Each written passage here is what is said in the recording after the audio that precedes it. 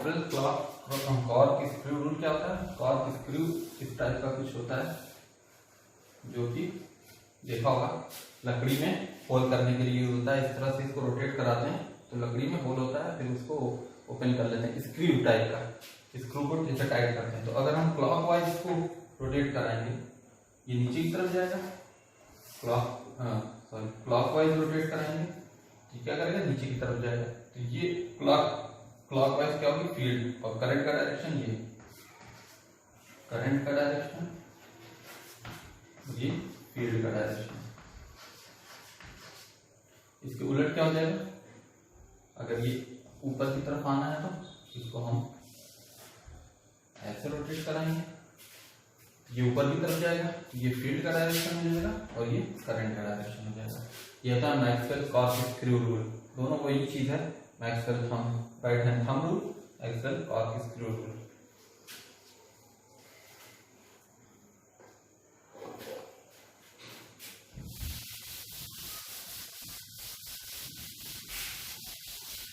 अभी magnetic field pattern जो है वो किस पे डिपेंड करता है?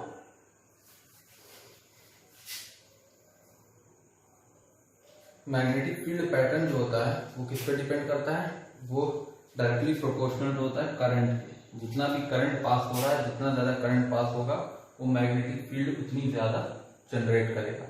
जितना हायर करंट होगा उतनी ज्यादा मैग्नेटिक फील्ड जनरेट करेगा। यानी मैग्नेटिक फील्ड पैटर्न जो होता है वो directly proportional to magnetic current, electric current. उसके बाद जो इसका फील्ड स्ट्रेंथ होती है, मैग्नेटिक फील्ड स्ट्रेंथ जो होती है, अगर फील्ड स्ट्रेंथ की भी बात करें तो मैग्नेटिक फील्ड स्ट्रेंथ जो होगी, number 1, magnetic field strength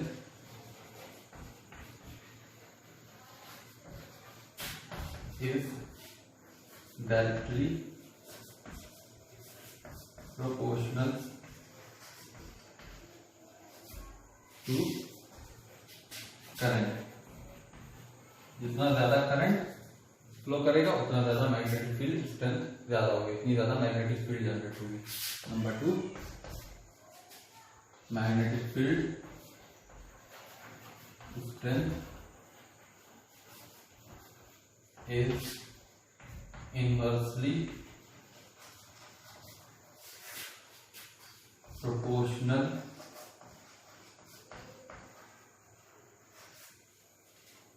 to the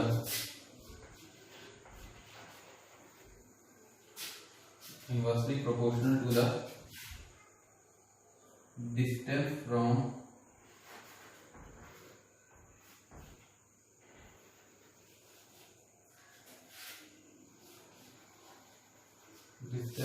the current carrying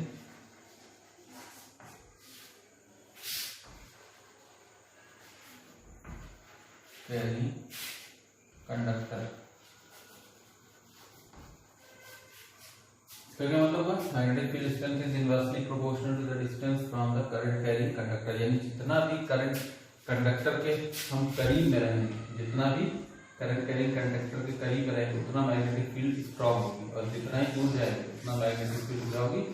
radius बढ़ती जाएगी, मैग्नेटिक फील्ड स्ट्रेंथ वीक होती चली जाएगी। तो जितना भी करीब में रहेंगे, जितना छोटा सर्कल रहेगा उतना ज्यादा मैग्नेटिक फील्ड स्ट्रेंथ होगी, और जितना बड़ा हो जाएगा वो मैग्नेटिक फील्ड स्ट्रेंथ वीक हो जाएगी। ये दो चीज, दो प्रॉपर्टी हमको याद करनी पड़ेगी।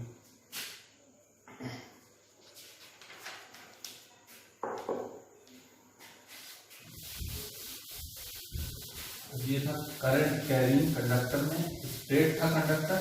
अब हम क्या करेंगे? इसको कॉइल फॉर्म में कन्वर्ट करेंगे। इसको कॉइल के फॉर्म में कन्वर्ट करें।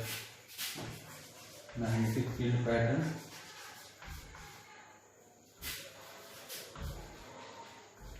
In the current carrying circular loop. Circular loop ये कैसा होता है? सर्कुलर लूप जब वायर को हम लेते हैं और उसको स्प्रिंग के टाइप में, स्प्रिंग के फॉर्म में कन्वर्ट कर देते हैं। वायर सीधा होता है, ये वायर है, इसको हमने किस में कन्वर्ट कर दिया? ऐसे।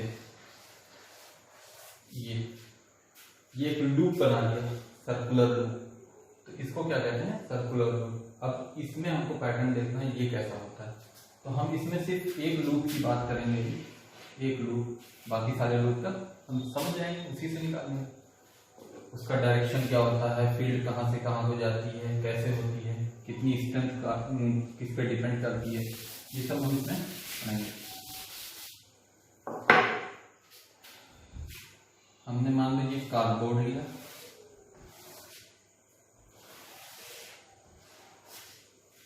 ये कार्डबोर्ड लिया और वायर फॉर्म में कुछ इस फॉर्म में वो किया और इसको बैटरी से जोड़ दिया, तो बैटरी से जोड़ दिया, यहाँ से करंट फ्लो करेगी, यहाँ से जाएगी, ये ऐसे फ्लो करेगी, ये इसमें इंटर करेगी, फिर यहाँ से वापस। ये कार्डबोर्ड है, ठीक, ये कार्डबोर्ड है, इस पे हमने इस सर्कुलर लूप को, वायर का एक लूप बना दिया। वायर का एक लूप बनाने का मतलब क्या है कि उसको एक सर्कुलर फॉर्म दे दिया वायर को और उसको कनेक्शन दे दिया बैटरी से। इसका फायदा क्या होता है, अभी पता चलेगा इसका फायदा क्या होता है। जैसे ही हमने करंट को इसमें फ्लो कराया, तो इस पॉइंट पे, यहाँ पे हम देखेंगे, इस पॉइंट पे जहाँ से कॉइल शुरू हो रहा है, वहां पे भी मैग्नेटिक फील्ड जनरेट होगी,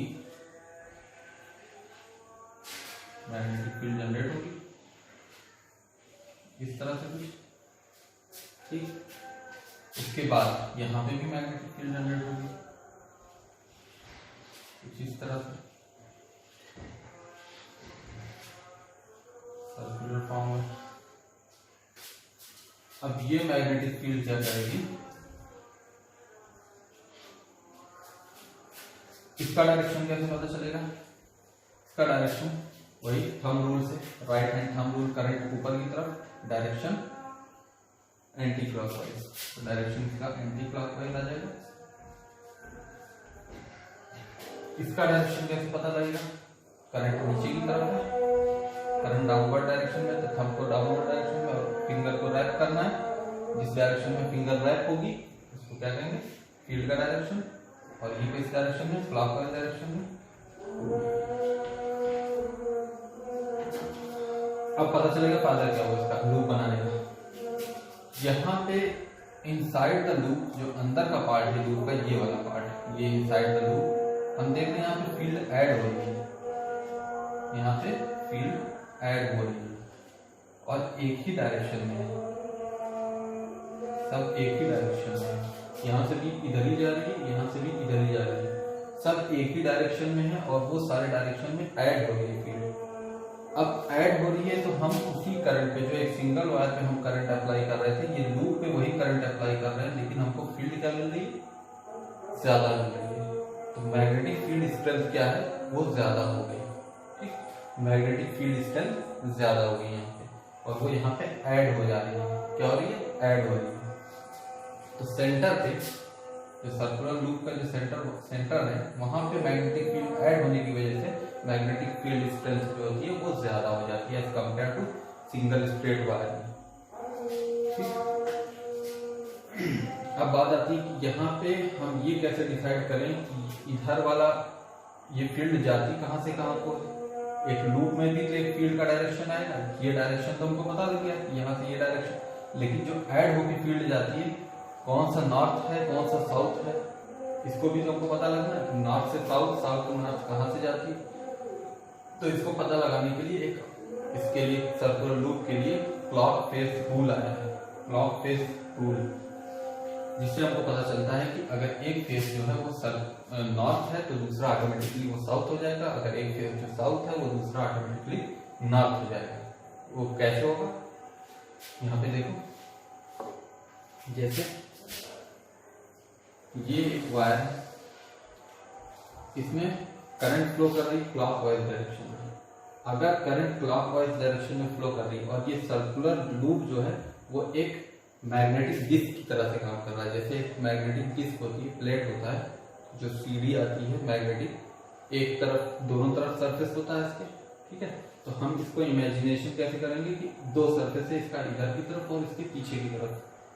तो जैसे ही क्लॉकवाइज डायरेक्शन में करंट का फ्लो होगा तो हम इसको क्या मानेंगे, साउथ पोल, क्योंकि देखो ऐसे ये फ्लो जो हो रहा है ये कुछ इस तरह से, ये क्लॉकवाइज। तो हमारा ये वाला फेस जो होगा, आगे वाला फेस या इस सर्कुलर लूप का ये फेस जो होगा वो साउथ पोल होगा।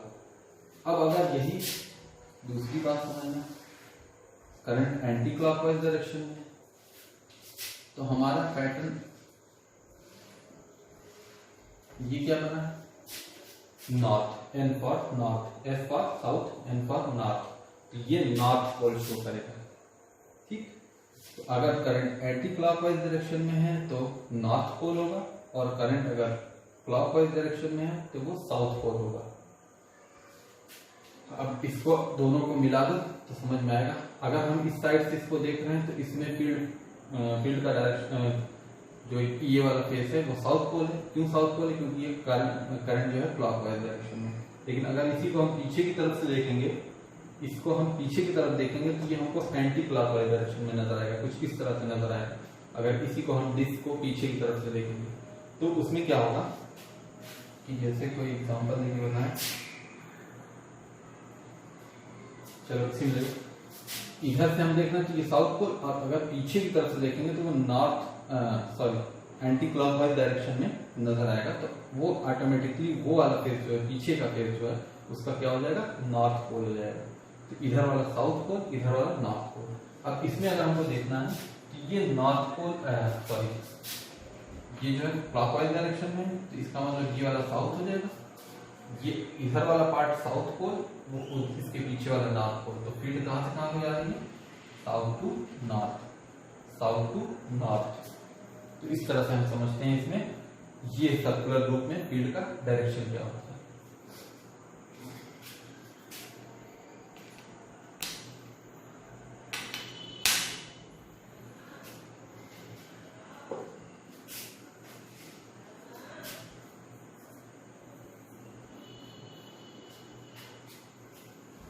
इसको क्या कहते हैं, clock face rule, clock face rule, clock face rule है ये।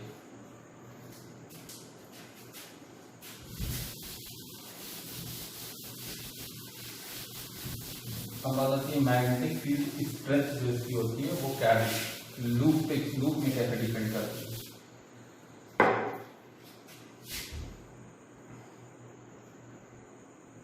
नंबर 1, लूप पे मैग्नेटिक फील्ड स्ट्रेंथ कैसे डिपेंड करती है। नंबर 1 क्या होगा, magnetic field strength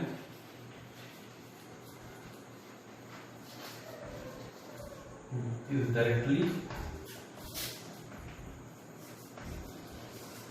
proportional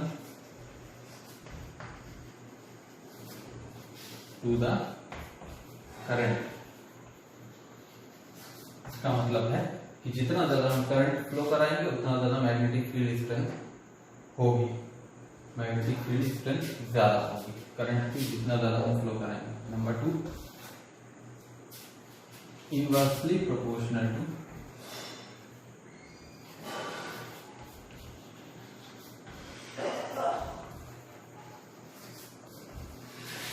the radius,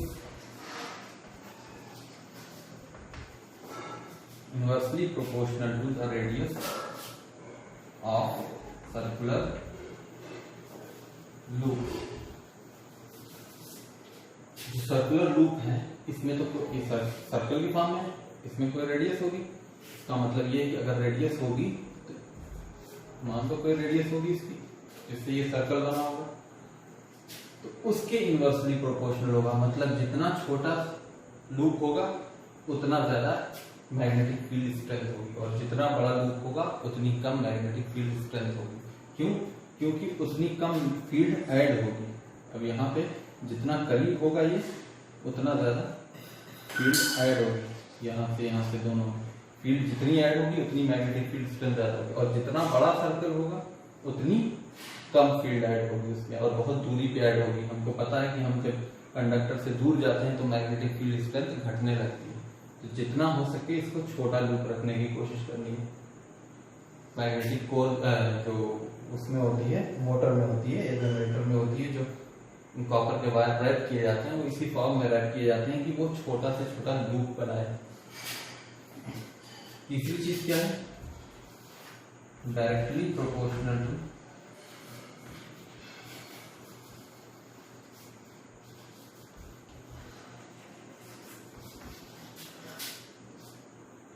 to the number of turns.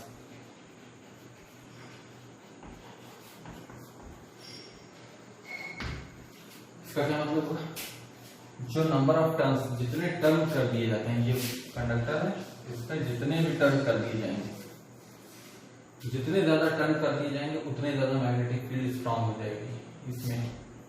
तो ये एक फायदा होता है हमको सर्कुलर लूप बनाने का, जिससे कि मैग्नेटिक फील्ड स्ट्रेंथ बहुत ज्यादा हो जाती है।